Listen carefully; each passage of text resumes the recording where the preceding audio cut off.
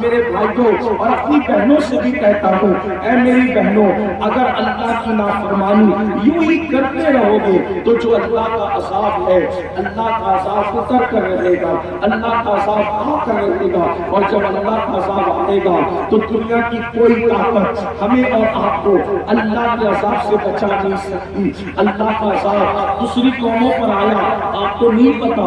اللہ اکبر، دل کے کانوں سے سننا، جب قوم لوط نے اللہ کی نافرمانی کی۔ قوم لوط کا گناہ کیا تھا؟ مرد مرد کے ساتھ بدی کرتا تھا۔ قوم لوط کا گناہ کیا تھا؟ وہ سیٹی بجاتے تھے، وہ تالی بجاتے تھے۔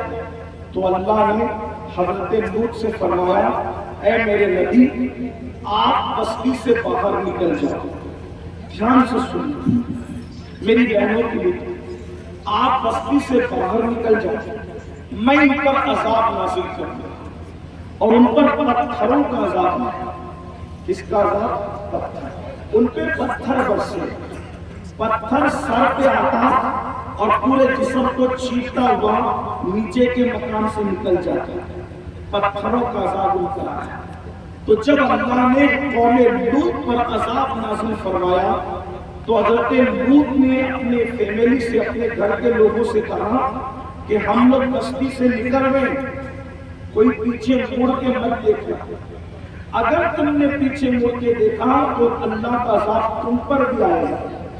اب نوح علیہ السلام کی جو بیوی تھی، نوح علیہ السلام کی جو ایک بیوی تھی، اس کو اپنی قوم سے بہت پیار تھا، قوم سے بڑی محبت۔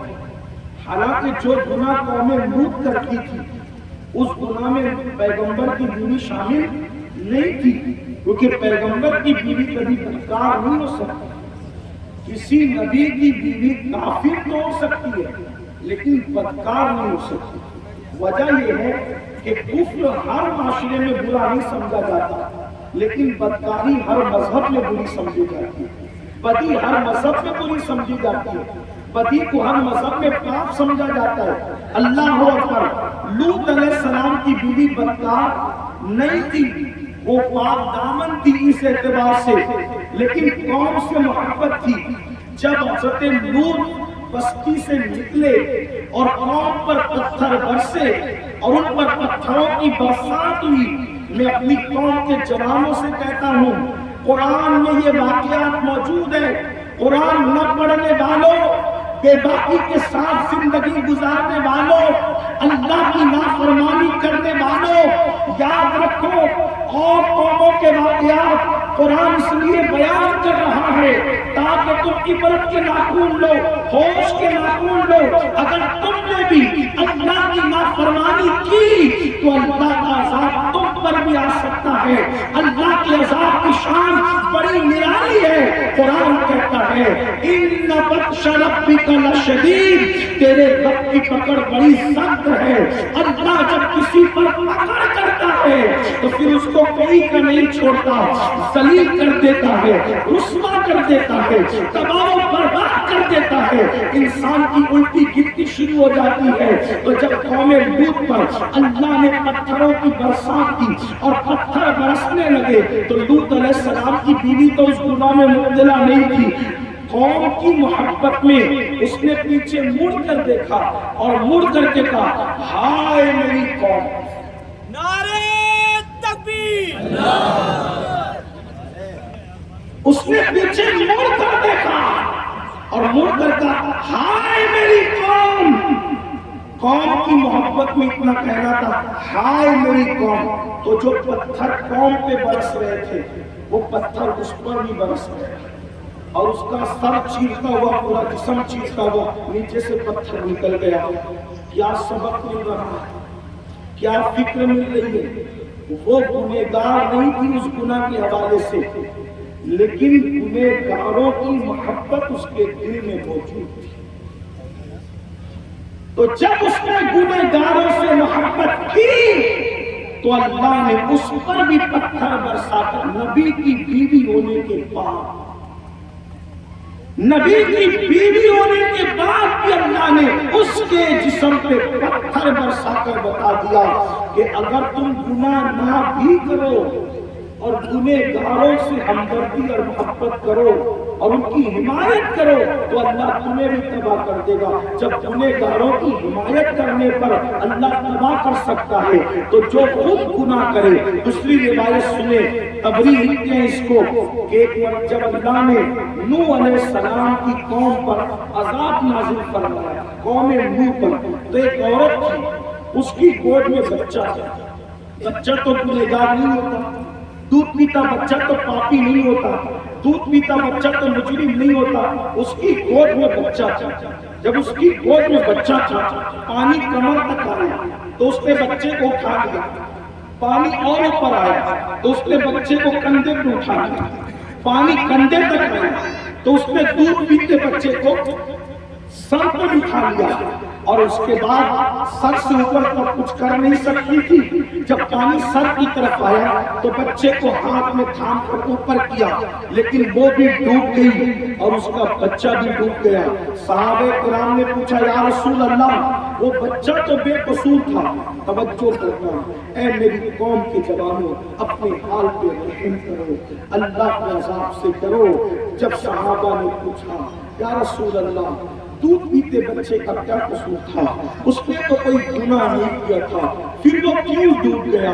تو میرے آقا نے فرمایا، اگر وہ گنہگار کے ہاتھوں میں نہ ہوتا، وہ بچہ اگر گنہگار کے ہاتھوں میں نہ ہوتا تو وہ بچ جاتا، لیکن وہ بچے کا کوئی قصور نہ تھا، بس ان ہاتھوں کا قصور تھا کہ بچہ ایک پاپی عورت کے ہاتھ میں تھا، اس لیے اللہ نے اس پاپی عورت کو بھی ڈبا دیا اور اس بچے کو بھی غرق کر دیا۔ اب آپ اندازہ کریں، قرآن و حدیث پکار پکار کر کہہ رہے ہیں کہ اللہ کے یہاں گنہگاروں کے لیے اللہ اکبر کوئی رعایت نہیں ہے۔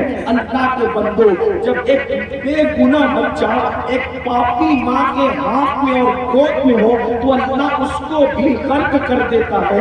ایک نبی کی بیوی اگر پاپیوں کو کہے ہائے میری قوم تو اللہ اس پر بھی عذاب نازل کرتا ہے۔ اب سوچو، چوری ہمارے معاشرے میں ہو رہی ہے، جھوٹ ہمارے معاشرے میں بولا جا رہا ہے، زنا ہمارے معاشرے میں ہو رہا ہے۔ اللہ اکبر، یہ باتیں کرتے ہوئے کلیجہ منہ کو آتا ہے، شرم بھی آتی ہے، لیکن کیا کریں؟ اگر قوم کو آگاہ نہ کریں تو میری قوم کی یہ جوان کیسے بچیں؟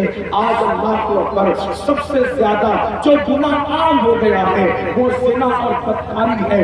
جانتے ہو اے میری قوم کے جوانوں، اپنی جوانی پر ناز کرتے ہوئے، اپنی جوانی پر غرور اور گھمنڈ کرتے ہوئے جو آج کے لڑکے اور لڑکیاں زنا اور بدکاری کی طرف جا رہے ہیں، تمہیں نہیں پتا اللہ اکبر، اللہ کے رسول خیر کا نبی صلی اللہ علیہ وسلم فرماتے ہیں کہ جب زانیوں کو، زنا اور بدکاری کرنے والوں کو اللہ کی عدالت میں لایا جائے گا تو اللہ اکبر عذاب کے فرشتوں کے حوالے ان کو کیا جائے گا، تو عذاب کے فرشتے بدکاری کرنے والے مردوں کو اور عورتوں کو جہنم کی آگ کا بنا ہوا کرتا اور لباس پہنائیں گے۔